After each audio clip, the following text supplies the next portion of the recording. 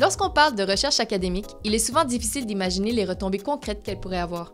Les recherches s'empilent mais parviennent rarement aux citoyens. On a l'impression souvent que le milieu de l'académie est un milieu complètement fermé hermétique et le milieu de la justice est un milieu fermé hermétique, mais en développant des outils pour des citoyens, on brise ces barrières-là, on permet d'utiliser ce qu'on connaît de l'académie, ce qu'on connaît du milieu de la justice et des technologies pour le rendre disponible aux citoyens. Au laboratoire de cyberjustice, les chercheurs ne se limitent pas à l'approche socio-juridique. Ils se demandent comment transformer ces recherches en une chose pratique et utile à tous. C'est là qu'intervient l'approche techno-juridique grâce à une étroite collaboration entre les juristes et les informaticiens. Nous développons nous-mêmes, grâce à une équipe de professionnels, des informaticiens, des programmeurs, des applications logicielles pour le bénéfice de la justice. C'est ce qui rend le laboratoire de cyberjustice unique, c'est cette fertilisation croisée entre l'objectif socio-juridique et l'objectif techno-juridique.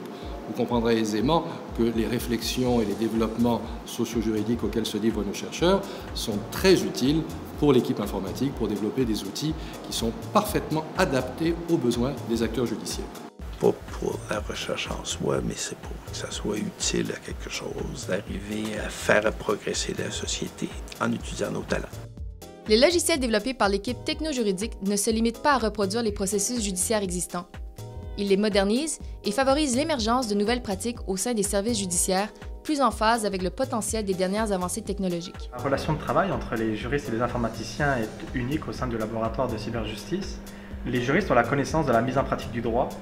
Nous, les informaticiens, on a plus les outils qui permettent de développer leurs connaissances et de les mettre en pratique.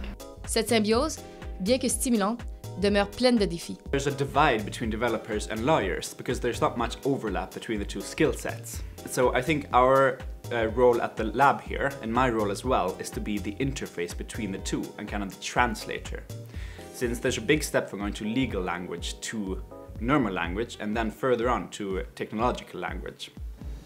The socio-legal perspective and the techno-legal perspective are mutually supportive.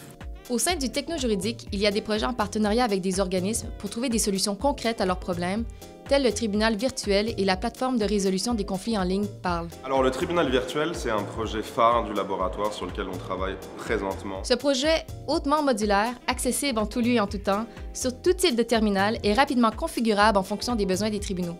Il permet de modéliser rapidement les fonctions essentielles d'une chaîne judiciaire, criminelle, civile ou administrative.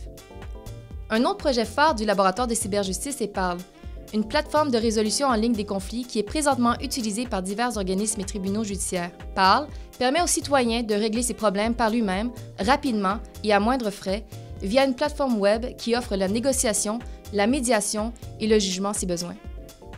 Par ailleurs, le laboratoire entreprend des projets à long terme, plus exploratoires, à l'instar des recherches en intelligence artificielle. And there's so much potential there to help people who are in need for access of justice. And I think we can build the tools to enable them and help them out in their situation. The main goal of the JusticeBot chatbot is to increase access to justice. That is, give people who maybe don't have access to legal help or information these tools to better understand their situation. Like, we want to understand how we can use AI to help people.